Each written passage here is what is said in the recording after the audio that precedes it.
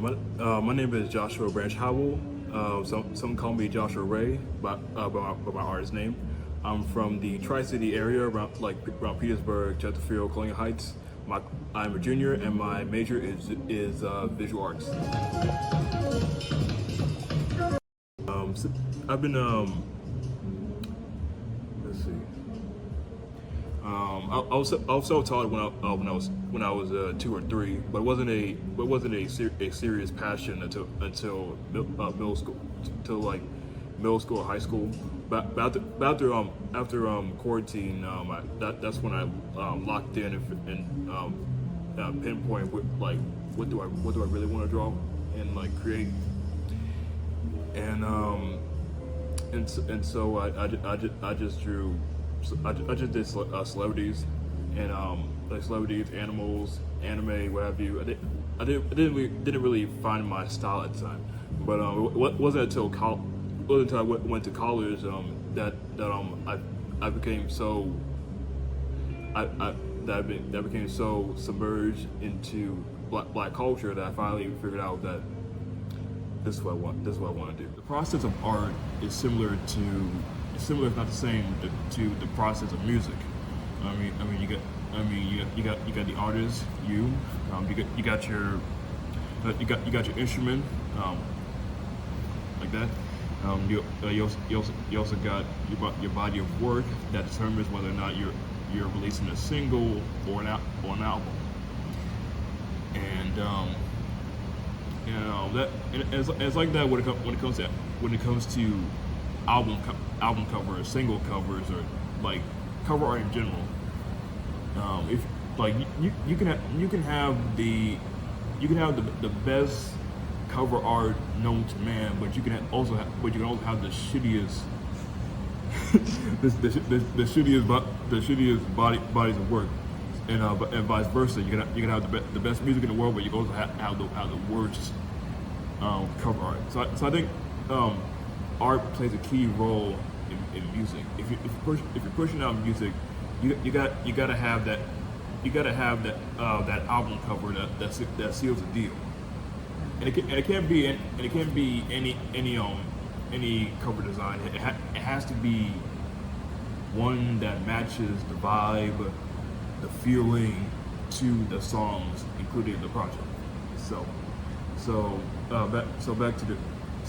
Back to the question. If I were to collaborate with any artist, it would have to be Miles Davis. It would be Miles Davis, because I feel so deeply involved in the essence of his trumpetry, his composition.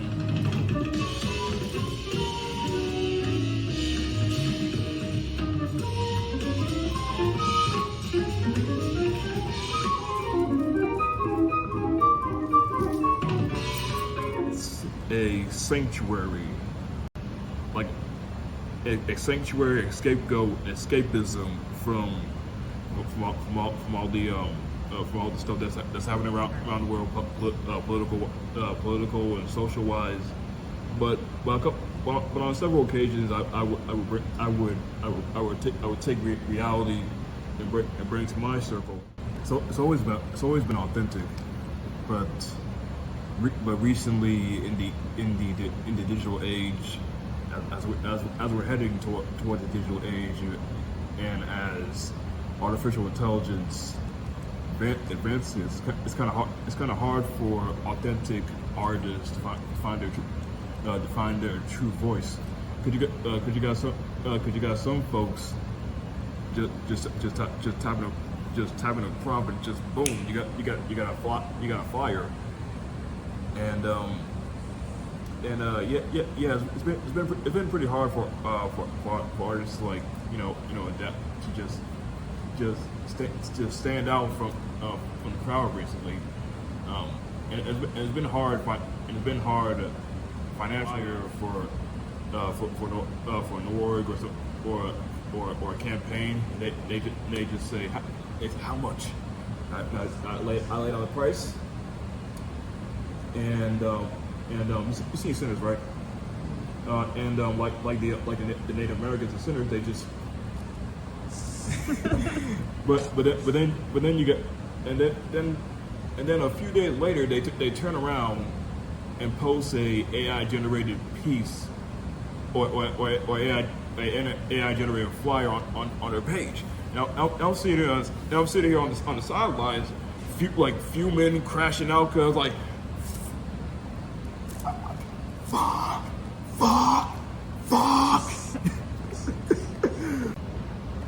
But yeah, we're living in some scary times as artists, and I feel like we need to reassure ourselves that no matter how advanced AI gets, that it can never replace the emotion, the feeling, the blood, sweat, and tears poured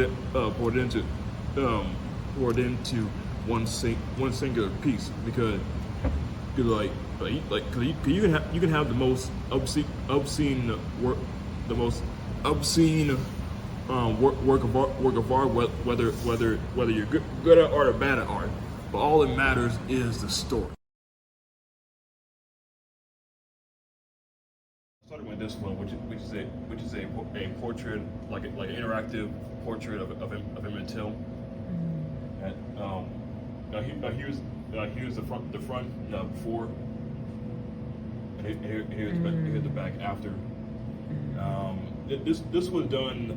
This was completed a month prior to my visit to the African American History Museum in DC. I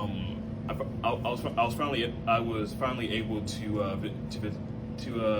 visit the coffin that he was in, and I just, upon looking at it, it just felt so surreal. Like all my life, I've known the story of Emmett Till, what he went through, what the aftermath, all that, and upon seeing it up close and personal, it was just so surreal, and I feel like this piece speaks volumes.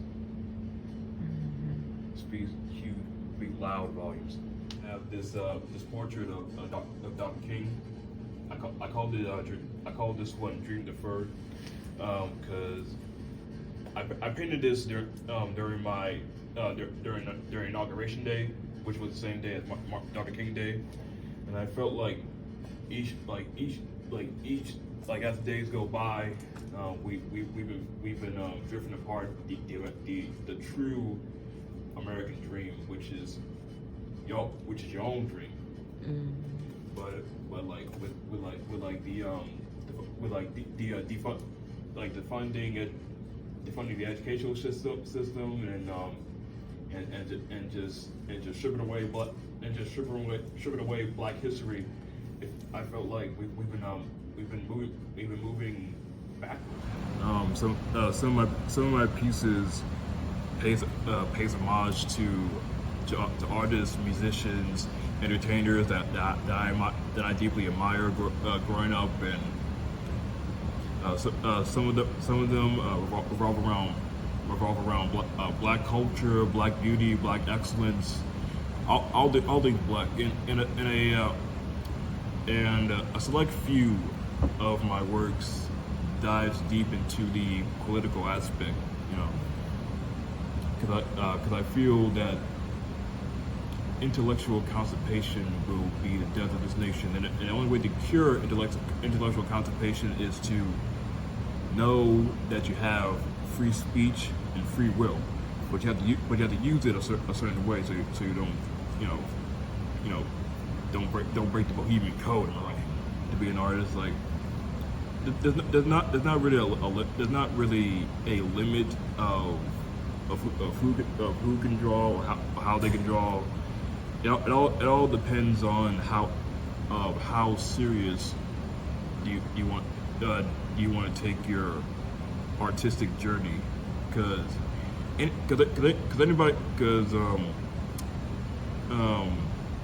anybody can get it. The hardest part is keeping it. I would say you just gotta take the time develop the skill, learn the skill, just learn the rules before you can break them, I'd say.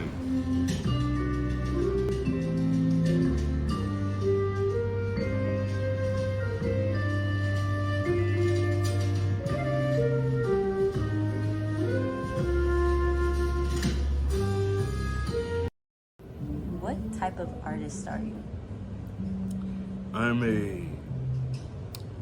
Some say I'm a visual artist, but most people know me by visual artist.